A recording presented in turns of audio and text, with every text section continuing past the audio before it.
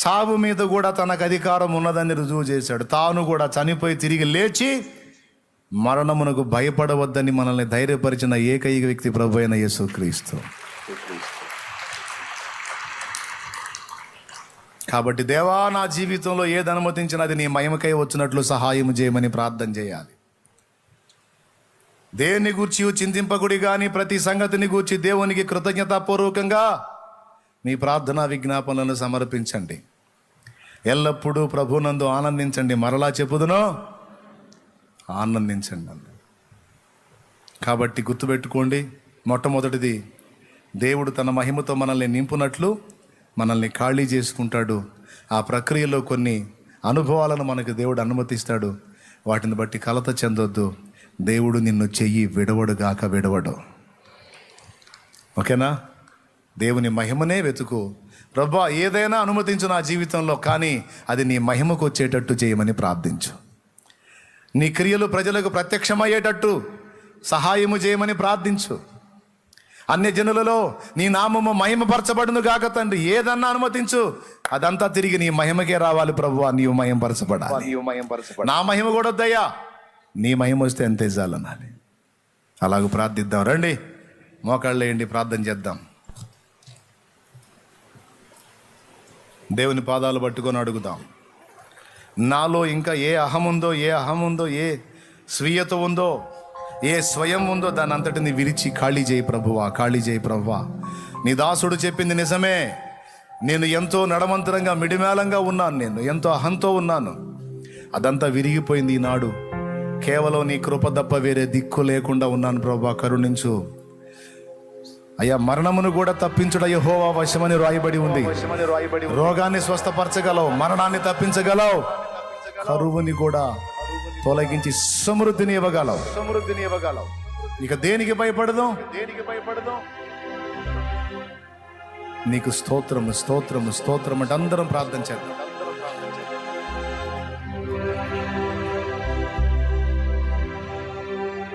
ఈరోజు మాతో మాట్లాడిన ప్రతి మాట కొరకై వందనాలు. ఐగుప్తు జ్ఞానముతో నిండుకున్న మోషే ఒకవేళ ప్రజలను రక్షించడానికి వెళ్ళినట్లయితే అది అసంభవం అయ్యేది.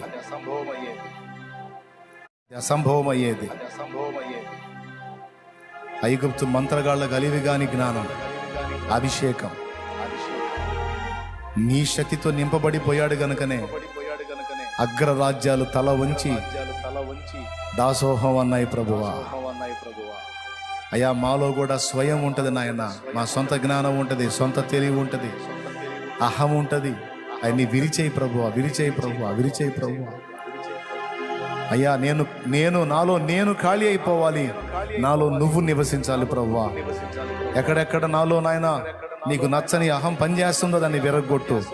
ఎక్కడెక్కడ నాలో స్వయం పనిచేస్తుందో విరగొట్టు. నాలో ఎక్కడ లోక జ్ఞానం పనిచేస్తుందో దాన్ని విరగొట్టు. నాలో ఎక్కడ శరీర సంబంధమైన ఆలోచనలు పనిచేస్తున్నాయో వాటిని విరగొట్టు. దేవా, నా యందు శుద్ధ హృదయాన్ని కలిగించు ప్రభువా. దీన మనస్కునిగా నన్ను చెయ్యి, వినమ్రునిగా నన్ను చెయ్యి. ఖాళీ చేసేసే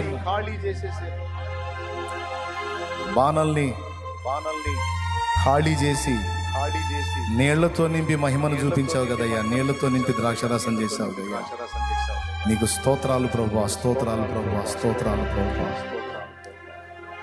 నీ ప్రజలు మేమందరము కూడా నీ మహిమ కోసం కాచుకున్నాం దేవా. చాలా మంది కన్నీళ్లతో ఉన్నారు, అర్థం కాక. ఈరోజు స్పష్టంగా అర్థమైంది. నా తండ్రి ఆయన మహిమ కొరకు నన్ను సిద్ధపరచడానికే నా జీవితాన్ని ఇలా అనుమతించాడు. ఆయనకే స్తోత్రం.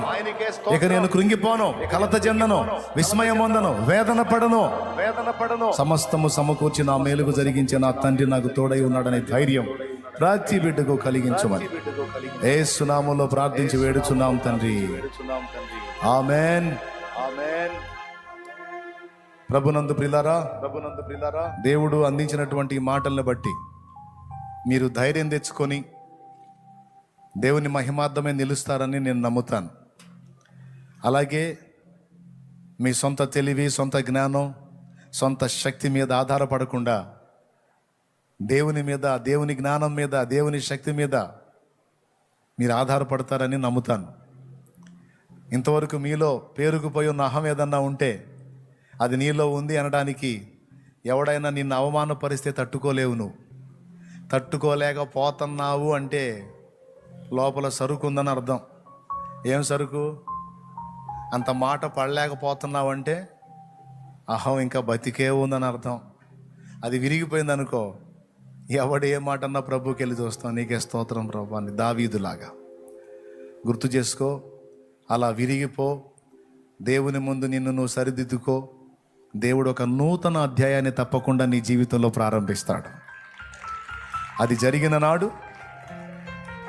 జరిగిన నాడు నిన్ను చూసి బాధపడ్డారు చూడు, అయ్యో పాపమని. వాళ్ళు దేవుడిని నమ్ముకుంటారు. నీ స్థితిని చూసి ఎగతాళిగా నవ్వారు చూడు, వాళ్ళు సిగ్గుతో తల దించుకుంటారు. జరిగిద్ది. ఇది ఎలా జరిగిద్ది? నాకేం దారి కనపడలేదని నువ్వు అనుకోవద్దు. దారి నీకు కనపడట్ల, దేవునికి అన్ని దారులు ఉన్నాయి. పరిస్థితి నీకు అర్థం కాదు, కానీ దేవునికి అన్నీ తెలుసు. నువ్వు ఏదేదో ఒక పెద్ద మహా అద్భుతం జరిగి గొలియాతు కూలిపోవాలని నువ్వు అనుకుంటావు. దేవుడు అంటాడు, చిన్న రాయి జాలంటాడు. దేవునికి స్తోత్రం. నీ ముందున్నటువంటి గొలియాతు లాంటి పెద్ద సమస్యల్ని కూలగొట్టడానికి ఏవో పెద్ద ప్లాన్లు వేసుకొని ఉంటావు. అవన్నీ బుస్సే. చిన్న రాయి జాలు గొలియాతు బోర్ల పట్టడానికి. చిన్న కార్యాలు చేసి నీ పెద్ద సమస్యలు తీసేస్తాడు నా దేవుడు. చిన్న కార్యాలు చేసి నీ పెద్ద మొండి సమస్యలు తీసేస్తాడయా నా దేవుడు. నాకు తెలుసు ఆ సంగతి, అనుభవించాను నేను. కాబట్టి దేవుని వైపు చూసి ధైర్యం తెచ్చుకోండి. ఆయనకెళ్ళే చూడండి. దీనిలో ఆయన మీదే ఆధారపడండి. ఆయన బలమైన చేయి నిన్ను లేవనెత్తనీయండి. కృప మనకు తోడై ఉండును గాక.